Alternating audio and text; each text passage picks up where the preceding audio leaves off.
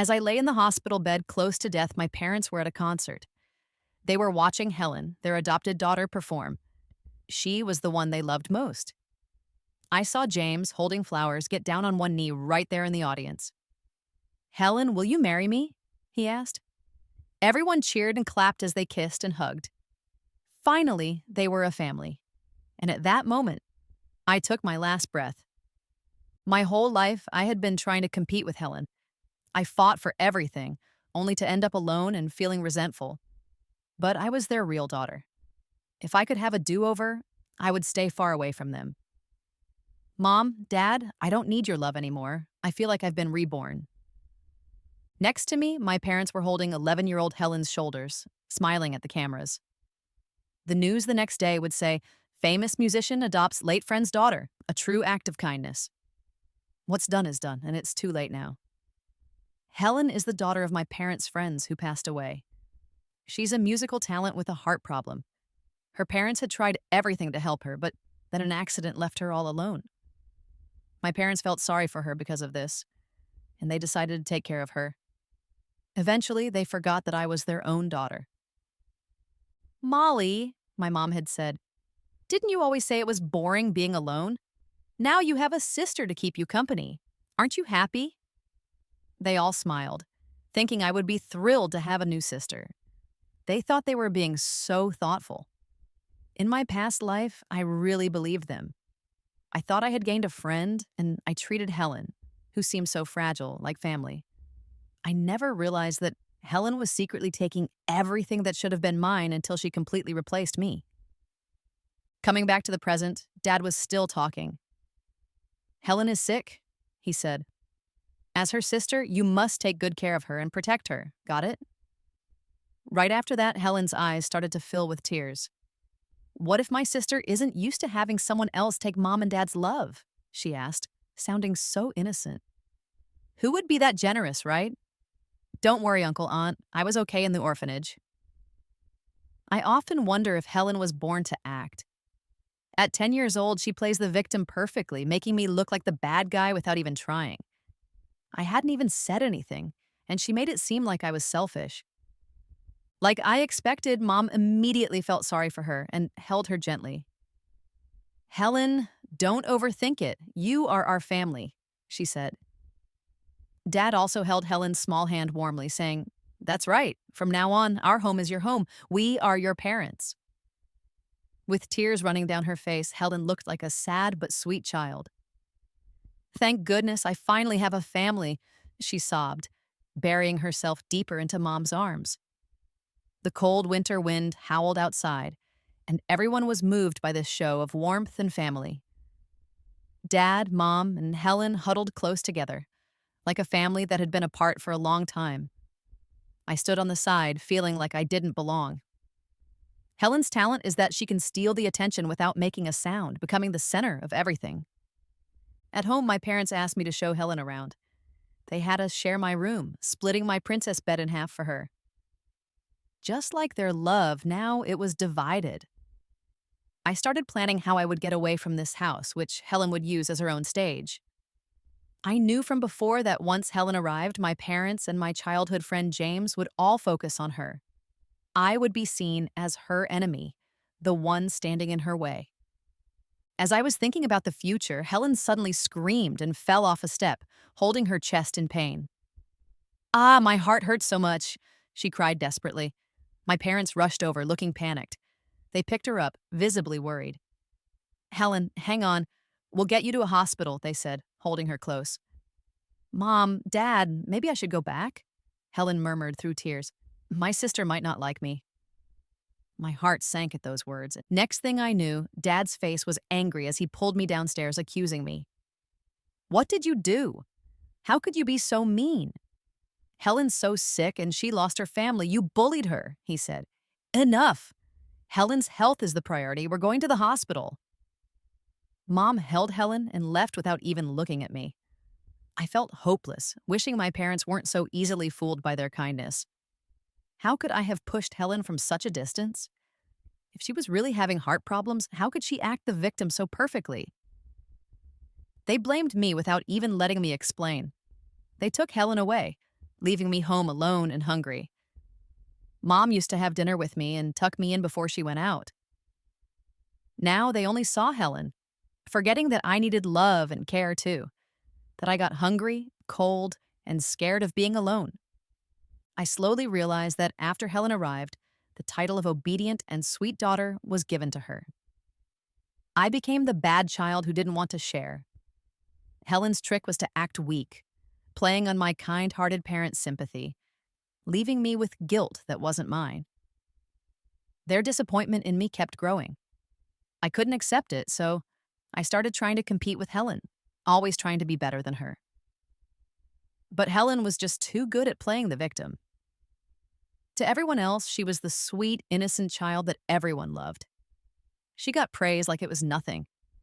Everyone in the music scene knew about the parents with a talented adopted daughter named Helen. She seemed delicate but strong, while I felt invisible to them. To them, I was just ordinary, unremarkable. But I was competitive. I spent my life trying to outdo Helen, only to end up losing everything. I lay in a cold hospital room, taking my last breath. She stole my parents' love, and even James, who used to be my closest friend, fell for her instantly. In this life, I've decided not to make the same mistakes. I'm going to live for myself. The next morning, laughter and talking from downstairs woke me up. It was my birthday. Just a few days ago, my parents had said they would plan something nice and take me out for a fancy meal. When I went out of my room, I saw Helen sitting on the sofa, surrounded by Mom and Dad. She was wearing my favorite princess dress. That was my 12th birthday gift from my mom. When they saw me, the laughter stopped, like I was an unwelcome guest ruining their happy moment. Mom had a forced smile on her face. Seeing that I noticed the dress, she quickly explained, "Molly, Helen really likes that dress. As her older sister, why don't you give it to her? I'll buy you a new one later." Standing on the stairs, I looked down at them, feeling nothing. I said, "It's just a birthday gift, as long as you guys are happy." As soon as I said that, everyone seemed to understand what I really meant. Dad's expression turned cold immediately. "Molly, it's just a dress. Why are you being so sarcastic?"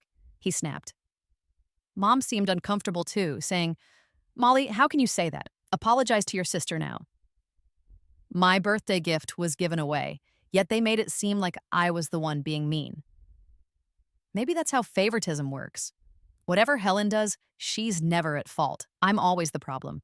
In my last life, I would have been heartbroken by their favoritism. I would have locked myself in my room and cried.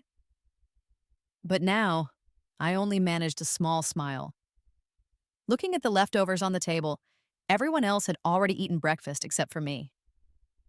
"So, did anyone remember it's my birthday today?" My parents froze. They had clearly forgotten.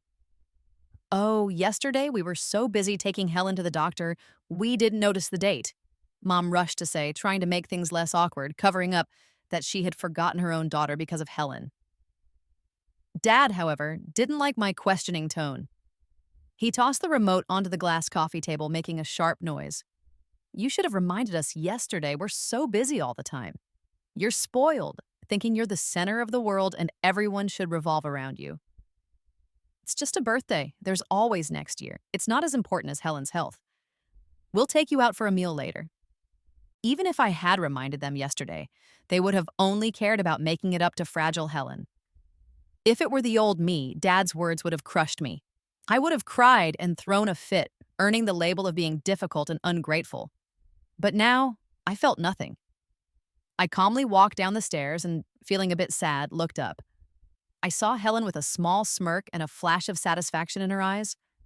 The next second, she frowned as if she were about to cry. "Dad, please don't blame my sister. It's my fault. I shouldn't have gotten sick, shouldn't have worn her dress, and made her upset. I'll go back to the orphanage. You celebrate Molly's birthday. I'll always remember how good you and Mom were to me and repay you when I grow up." After hearing her words, my parents were clearly moved. "What an understanding little girl," Mom said. "Despite all she's been through, she's still so kind and gentle, not like spoiled me, who grew up in comfort and lacks empathy," Dad added. The three of them hugged again, acting like I didn't exist at all. In my last life, I tried so hard to win back my parents' love, but only fell into Helen's traps, growing more distant from them. It's not that my parents didn't love me, their love was just so weak that a few of Helen's fake words could steal their attention, swapping their real daughter for their adopted one. If it could be taken away so easily, then maybe it wasn't really mine. In this life, I refuse to waste my energy on this messed up love. But I will let Helen know that everything she schemed to get is meaningless to me. My parents, and even James, whom she took from me, are just minor characters in my life now. My parents took me and Helen to a restaurant nearby. When the food arrived, it was all seafood: lobster, sea cucumber, and crab. Oh, great. I'm allergic to seafood. Molly, you know Helen needs good nutrition because she's not in great health, Mom said, urging me. Be a good sister and let it slide. So, this was all Helen's favorite food. Compromise and let it slide. These words had become too familiar since she came along. I was tired of hearing them. Throughout lunch, Mom kept putting food on Helen's plate, and Dad watched them lovingly, hardly looking my way. I ate without thinking. The food had no taste. Afterward, the plan was to go to the amusement park, something I had wanted for a long time. But a call about Helen's school enrollment changed everything, and they left me behind. Is it my birthday today, or hers? I finally couldn't hold it in anymore and wanted to ask if my parents realized how unfair they were being. Molly, you can celebrate your birthday every year, but this opportunity is rare for Helen, Mom said gently. But her words were all about Helen, as if there was no room for discussion. Every time something conflicted with Helen, Mom comforted me this way. But I never got what she promised. Sis, I'm sorry. Helen started to cry pitifully again, making our parents feel all sympathetic. Dad gave me a cold look, as if I were the biggest enemy of the family. It's just a birthday, don't be so dramatic, he said. We already took you out for a meal. What more do you want? Why do you have so many demands? Can't you be more like Helen? She's younger and understands more than you do. But when it came to Helen's birthday, Mom and Dad took her to a fancy hotel, threw a big party, and invited everyone important in the music scene. They dressed her up like a princess and seemed eager to introduce her to everyone. They left with Helen without looking back. Helen slyly looked over her shoulder and gave me a challenging smile, as if to say, "See, your parents are so easy for me to take away." I ignored her and walked home by myself, finally letting go of all my hopes. Once I got back, I cleared out my old room and moved into the guest room. Not to please Helen, but because I wanted the peace and quiet to focus on my studies, so I could get out of this house as soon as possible. My parents took Helen out, who knows where. They returned later and seemed even happier that I had willingly given up my room. If only you'd been this sensible earlier, Mom said. We always knew you're a good daughter at heart. We know you like this. We went to great lengths to get it. We hope you'll keep this attitude and get along with Helen, okay? Mom took out a brand new, limited edition princess dress. It was a gift my past self had only dreamed of getting. She placed it in my arms and patted my head. That kind of tenderness reminded me of the days before Helen came into our lives. Back then, I would have been thrilled to get their approval, but now, it felt different. Only by putting Helen first was I worthy of a reward. Helen wasn't happy with me just giving up the room. Her eyes showed envy when she saw the special dress. Soon, she stood in front of us, clutching the dress, tears streaming down her face like pearls. I had a bad feeling. Before, she would act and cry her way into getting my birthday presents. And now she opened her small hand to show us the dress, torn into pieces, with the sleeves and hem hanging off. Sis, I know you don't like me, but the dress didn't do anything wrong. How could you take your anger out on it? It wasn't me, I said quickly, trying to defend myself. Dad wouldn't even listen. He snatched the dress from my arms and handed it to Helen. I thought you'd finally learned better, but you've just been hiding it. We got you a new dress, and you went and ruined Helen's? You're still so petty, he accused. Mom looked at me disappointedly. Molly, you're becoming more stubborn. We work all day and take care of you and your sister, and you can't even try to be like Helen? More understanding? I had enough and finally asked what I had always wanted to know. I didn't do it? Why do you always believe a stranger over your own daughter? Instead of an answer, Dad angrily slapped me, pointing at my nose. Because Helen is sweet, obedient, and likable, and you're not. How can you compare? Would Helen ruin something she loves? You made a mistake and can't admit it. After they protected Helen like she was some precious treasure, she wiped away her tears and acted all innocent. Mom and Dad, don't be mad at Sis. It's my fault. I shouldn't have wanted her dress. I just never saw something so pretty at the orphanage. Sister, I'm sorry, it's all my fault. Mom and Dad bent down, comforting her softly, glaring at me to apologize to Helen. Helen is being generous by not holding it against you, but you, as her sister, can't even accept her? Apologize to Helen. You're just spoiled by us. Seeing them united with Helen against me, I felt like the outsider, adopted and alone, facing a cold and unfair reality. Remember this, I said. I didn't do anything wrong. I will not apologize. Ignoring Helen's smug look, I went straight to my room, locked the door, and blocked out Dad's furious yelling, Mom's heavy sighs, and Helen's sobs. Both then and now, nothing changed. Even when I wanted nothing to do with Helen, I ended up caught in her little show, making my parents dislike me more and more. While they took Helen out to enjoy the park until sunset before, I might have been devastated and thought about running away. But now, I calmly sat with my vocabulary book, quietly studying. In this second chance at life with 27 years of experience, I aced all my finals, ranking first in the entire grade. I won first place in every academic competition I entered. With these achievements, I earned a full scholarship for high school and a $1,000 scholarship. Helen, on the other hand, did terribly, scoring lower than almost everyone else. Mom and Dad paid a lot of money to get her into a decent school, yet they never blamed her. Instead, they comforted her by putting me down. I bet if it weren't for Helen's health issues, she would have done much better than her, Mom said. Worst case scenario, your parents could always sign you up for more tutoring classes, Dad added. Exactly. With Helen's massive musical talent, she's going to be a musician someday. You can't compare her to some bookworm buried in books. Sometimes I really can't understand why there are parents who are so biased. For Helen, it was all about caring and patience. But for me, their own daughter, who was at the top of the school, they couldn't care less. To the point where, just to keep me from feeling hurt, they told me to stay in my room on those days. Honestly, I didn't mind. No one bothering me meant I could focus on my studies more. But Helen's curse never stopped. Whenever I started studying, that annoying piano sound would blare from next door. Once again, they chose the special music path for Helen. Stepping out of my room, I found the three of them talking by the piano room. When they saw me, they all stopped, like I was someone they had to hide from. Is Big Sis mad because my piano playing is too loud? Helen asked, looking sadly at her hands. If it upsets you, I guess I'll just stop playing. Mom's eyes softened, and she looked at me with words she seemed to hold back before finally speaking up. Molly, your sister's not in great health and needs to stay home. You can study at a library nearby. Give your room to Helen. I found it ridiculous. I was getting kicked out of my own home just because of Helen.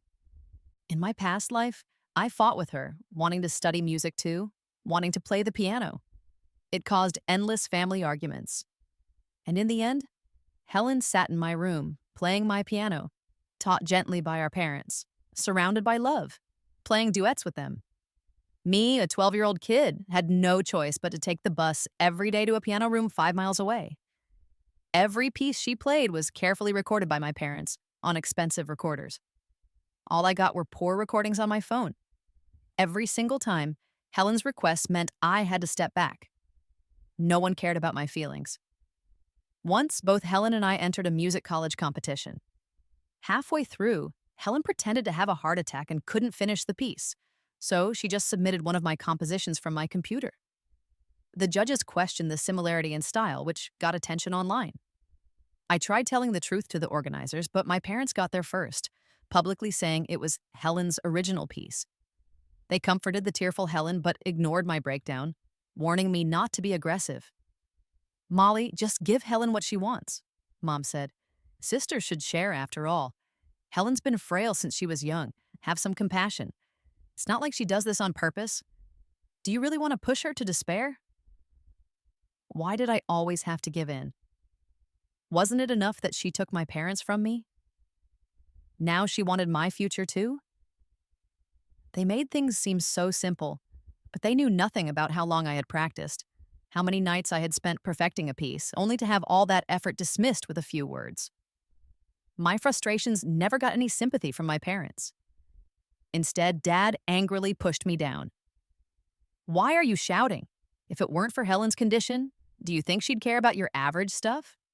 Do you think you have any talent for music? Going to music school is just wasting money. Mom shook her head with disappointment. Molly, you're being hurtful. Where's your manners? From then on, I carried the shame of being labeled a plagiarizer, known in music circles, mocked for not being as talented as an adopted sibling with a heart condition, effectively blacklisted. Meanwhile, Helen enjoyed fame and fortune through reviews praising her talent, loved by critics and audiences, getting into a prestigious music school. Reborn, I threw the piano room key on the floor. Do whatever makes you happy, I said. Without looking back, I stormed out, even though I knew my parents would sigh about my rebelliousness, and Helen would smile at her success. But I wasn't going to waste energy looking back. Forward, that's all I could focus on. But even when I stopped fighting, Helen's curse remained. If I refused to give in, my parents threatened to cut my allowance. Luckily, being reborn meant I never relied on parents under Helen's spell. I had saved money over the years from New Year's gifts and contest winnings, adding up to about $3,000. Seeing that their threat had no effect shook my parents, making them think I had secret plans, challenging them openly. You think we won't kick you out? Let's see how arrogant you are then. I calmly showed them the laws protecting minors. That shut them up immediately, leaving them to complain, accusing me of rebellion and disobedience. But I had long gotten used to their weak anger. It went in one ear and out the other. As winter break approached, James came home for the holidays from abroad. In my previous life, I had hoped my very biased parents would drive me to despair. Hoping James, who always said he would protect me, would side with me. But the moment he met Helen, he fell for her hard. James came to my house looking for me, but found Helen looking unsteady and clutching her heart. She leaned on him, pale-faced, teary-eyed, looking like a fragile flower, making him want to protect her.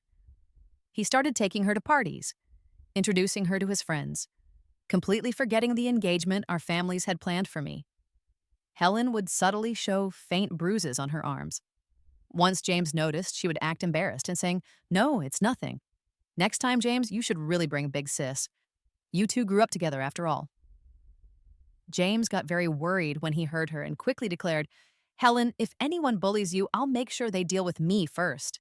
He rushed over with a little white flower, angrily asking me, "Molly, when did you become so unfair? Helen is such a nice girl. Why are you picking on her?" "Unfair? Please, you guys can't see anything else once Helen sheds a couple of tears," I said. I crossed my arms and looked coldly at James, who was eager to play the hero. "Why don't you ask what exactly I did that upset her? Was it giving up my dress, my bedroom, or the music room to her?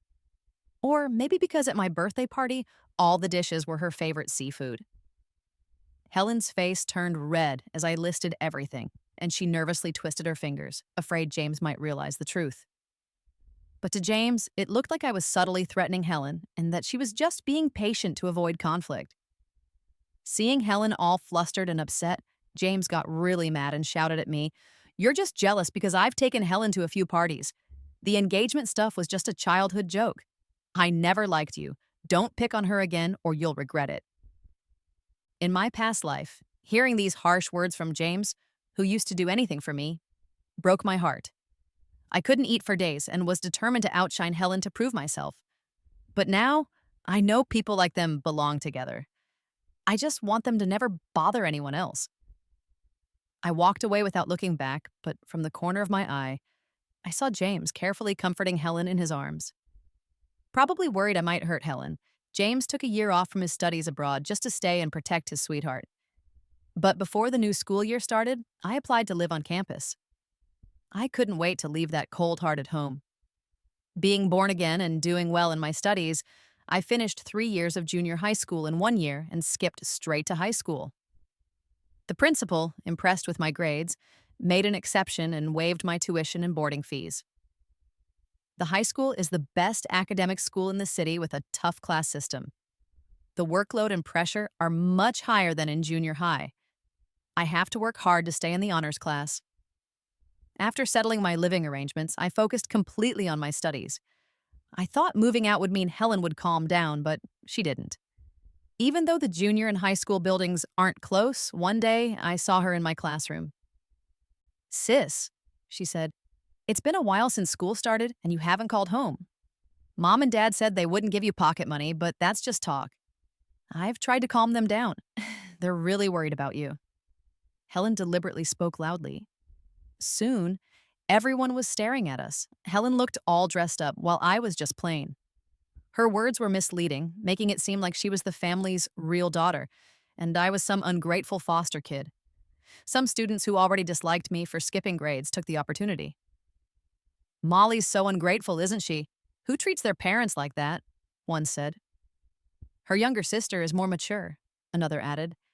"She's only good at academics, not at dealing with people. Does she think she's all that?" I frowned, about to say something, but Larry, who sat next to me, interrupted the chatter. "Quiet down," he said. "If you're all so bored, go home. Don't bother those who want to study." Silence fell. No one dared to speak because he was not only the top student, but also the student council president. Nobody wanted to get in trouble with him. Seeing her plan fail, Helen stomped off, pretending she was having a heart attack. I gave Larry a grateful nod and whispered, "Thanks." He nodded slightly and slid his notes to me. I understood and smiled. Larry isn't very talkative, and many people think he's serious and stiff. But being close to him and on the same academic team, I've gotten to know him better. He's actually a nice guy. When you ask him questions, he's patient and thorough. He's just not good at small talk. Helen put Larry in my things she wants to take list after that day. Everything I have, she wants to take. So she aggressively started chasing after Larry, but whether it was something small or important, Larry turned her down like an icy wall. After failing many times, she finally gave up.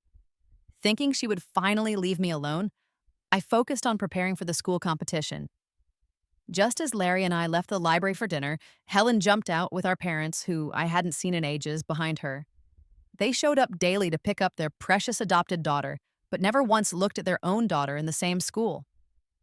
Pointing at Larry and me, she loudly exclaimed, "Mom, Dad, look! She's in a relationship, always hanging out with this guy." Dad and Mom got very angry, accusing me of having no morals and saying I should be sent to a strict camp. They even threatened to talk to the teachers to fix the school's environment. A crowd gathered, and people started whispering about Larry and me. Helen gave me a wicked smile. I pulled out my phone and opened a picture I had taken by chance after school. In it, Helen and James were hugging and kissing under a streetlight. My parents were too shocked to speak. This, my mom stammered, glaring between Helen and me. I gave an understanding smile and said, "Just like you saw, the one being affectionate is your adopted daughter." Helen was so mad, she was shaking, ready to slap me, screaming, "You little brat! Just you wait!" Larry grabbed her and stood between us. With everyone staring, she realized she had lost control. The next second, she put on a teary-eyed act. "Sorry, Mom and Dad, I shouldn't have tried to ask James how to make my runaway sister happy. But sis, why are you so sneaky, even taking misleading photos? If James doesn't like you, is that why you're mad at me? Since you hate me, I guess I should just leave. It's all my fault. I just wanted a mom and dad so badly, and I forgot who the real daughter is here." Her tears streamed down, looking as pitiful as she could, but it made me want to throw up. My parents, though, were heartbroken. The moment they saw her crying, they forgot everything and just comforted her. "Helen, don't cry," Mom said. "We know it's not your fault. We know James. He's just like a brother. It's not strange to hug or hold hands with a brother. Molly twisted everything. It's her mistake. Dad added, Molly, if you want to fall, don't drag your sister down with you. Sweetheart, let's not lower ourselves to her level. I wasn't interested in watching their little family drama anymore and left with Larry. Helen's pathetic act only fooled my parents. I didn't even care. But word got to the principal. When I opened the office door, I heard Larry calling the principal Mom. That's when it hit me. Larry was the principal's son. I intended to explain everything, but it seemed like she already knew. She just patted my shoulder and told me to focus on my studies. I glanced at Larry. He must have explained everything to her. Later, I found out the principal gave Helen a warning for spreading lies. If she did it again, she would be expelled. This kept Helen and my parents from causing more trouble. Just like the principal said, for me, what mattered was studying. With hard work, I won a gold medal in a competition. My grades stayed in the top 3 in the class, sometimes even better than Larry's. I was getting closer to my dreams. To celebrate my progress, the principal took me out for a meal. Larry came along too. Molly, the principal said, you're proactive, ambitious, resilient, with so many great qualities. You're a treasure to be cherished. Honestly, I felt a connection with you the moment I saw you. Your parents might not recognize you, but I'd love to have you as my goddaughter. We could be family. What do you think? Her kind words gave me a warmth I hadn't felt in a long time, like finding a safe place during a storm. I didn't cry when Helen set me up, or when my parents blamed me, but now I felt a lump in my throat, tears welling up. Larry seemed uncharacteristically awkward. She doesn't need to be a goddaughter to be family, he said. The principal went to pay the bill, and Larry and I stayed put. We saw Helen, holding James's hand, coming towards us with my parents behind them. It seemed they had approved of Helen and James's relationship, replacing our engagement with hers. Helen saw me, gasped, and hid behind James like I was a monster. Playing the part of a fragile bunny, she tugged at James's heartstrings, who immediately started yelling at me. You pretended to be innocent, getting Helen in trouble while you were out on dates with another guy. Tears in her eyes, Helen pleaded, Sis, I shouldn't have been here to bother you. Please don't tell the teachers bad things about me. My parents were angry too, pointing at me. Molly, you've really become something, Dad said. Lying all the time. You abandoned your family for some guy dragging Helen down. When will you grow up and be responsible like your sister? The principal walked over, her face darkening when she saw Helen and the others. My parents suddenly smiled, nodding at the principal. Helen stepped forward, awkwardly chuckling. It was all a misunderstanding, she said. Sis, you're not going to hold a grudge, are you? In this new life, I had already deleted files from my computer, and Helen's terrible audition cost her a spot at the music academy. Her grades weren't good enough to get into our top school, unless the principal showed mercy. Oh, principal, Mom said. We're so grateful. Molly is lucky to have your favor. The principal, clearly not impressed, replied coldly, Molly is excellent on her own. Larry sneered at my shameless family, who only cared about appearances. Molly won a gold medal representing the school and got the top score in the midterms. Did you know any of this? My parents were stunned, too focused on Helen to notice my achievements. James, not happy with Helen lowering herself, looked at us like enemies, snapping, If she doesn't say, who's going to know? Besides, what's the point of good grades? You'll end up working for someone else.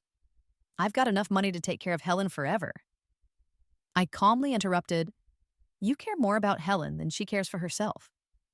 Growing up, her cry for help would bring everyone running, yet no one brought me a glass of water when I had a fever. There's a lot more. Are these all my faults? Everyone fell silent. My parents hung their heads, maybe reconsidering their actions. Helen, sensing their guilt, started crying and stumbling through her words. Sorry, sis, it's all my fault. If it weren't for my bad heart, maybe they wouldn't be so worried about me. Halfway through, she clutched her chest, dramatically squatting down in supposed pain. My parents instantly pushed me aside, focusing only on Helen again. After all, she had been their darling for so long, even a small bruise on her would break their hearts. You vile woman. James yelled angrily, trying to push me down. You knew Helen has a heart condition and still made things hard for her. But as soon as he moved, Larry grabbed his arm and held it tightly. You've got such basic skills and still want to fight? Larry might look like a nerdy scholar, but he's actually a black belt in Taekwondo. The principal's gaze was icy, like a blade scanning the people around. Helen, you blame. Molly for not coming home, saying she's cold-hearted, but now do you see why? It's all because of your favoritism. You twisted things unrelated to Molly into being her fault. She didn't look at my parents' reaction afterward, just took us out of there. Worried I'd be hurt by my parents' behavior, she comforted me for a while, but I just smiled slightly and shook my head, showing that none of their nonsense would bother me. With college entrance exams coming up, I couldn't let them distract me. I focused on studying and got accepted into Cambridge University with top scores. Thanks to my excellent academic record and the principal's recommendation letter, the university offered to cover my tuition and even gave me a first-class scholarship. Plus, I could easily earn money on the side for living expenses. When choosing my major, I only talked about it with the principal. After the acceptance results came out, I thought my controlling dad would take the chance to scold me. But for the first time ever, he called and spoke to me in the same gentle way he talks to Helen, asking me to come home for dinner. It turned out they had spent all their savings on Helen's medical treatments and her private school. Helen's musical talent had faded because she was lazy, and now even her grades were bad. Casually, I asked, "What about James? Didn't he say he could support Helen for life?" All I heard on the phone was Helen crying. James had been forced by his family to study abroad. His family looked down on Helen and told them to break up.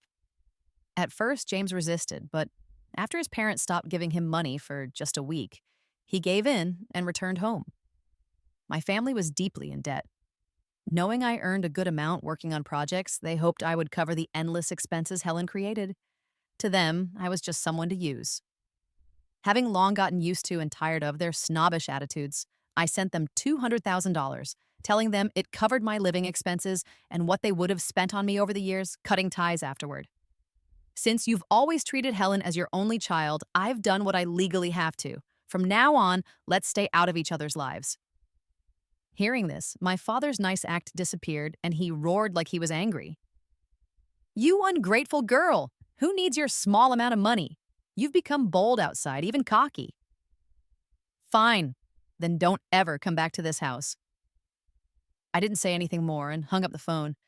Despite saying they didn't care, they accepted the money in seconds. No wonder Helen fits right into their family. They're just as fake as she is. Larry chose the same major and program as I did. After the college entrance exams, he told me he liked me and I said yes. I got the top score and he got the second highest. Together, we joined a research lab and became a great couple there. One day, after finishing a project, we planned to get food but almost got hit by a car crossing the street. It happened a few more times, like someone was trying to hurt me. Thankfully, my past life's car accident made me very careful about safety in this one. Then, I saw the same car that killed me in my former life among the others. I knew it wasn't just a coincidence. When I hired someone to investigate, it turned out Helen was behind it. She wasn't happy with her fame and success in my past life. She wanted me dead to feel secure, so she hired someone to pretend to be a driver and cause an accident. In this life, she was so desperate that she acted sooner. I immediately had my lawyer gather evidence and reported it, making Helen responsible for her actions.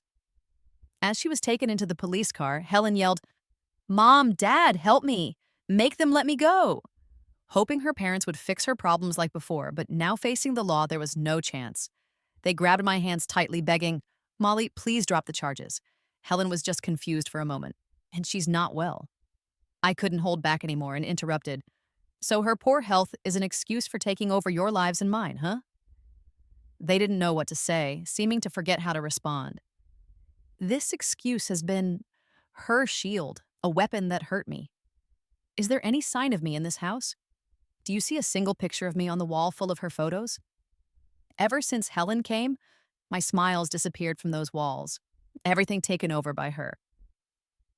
With that, I left without looking back, while my parents stood in shock, confused. When they took Helen from the orphanage, reporters gathered for interviews. Now, as she's put in jail, they faced another crowd of cameras. It was all celebration before, now it was nothing but shame. You reportedly cut ties with your own daughter for your adopted one. What are your thoughts on that? Do you regret this decision? My parents looked like they had aged a lot, with wrinkles and gray hair. As they bent over, crying into their hands, the spell of favoritism they were under had finally broken completely. We regret it. We've really made a mistake, they said. But watching this on TV only made me feel a deep sense of irony. Behind me, I heard the principal and Larry's voices. Molly, I made your favorite salted shrimp today. Come try it, the principal said warmly. Larry added cheerfully, already peeled for you. I turned off the TV and walked towards them. Coming, I replied. Past events have faded away like dust, not worth thinking about anymore. What's important is my life now, with two people who love me, creating a warm home. That's where my happiness begins.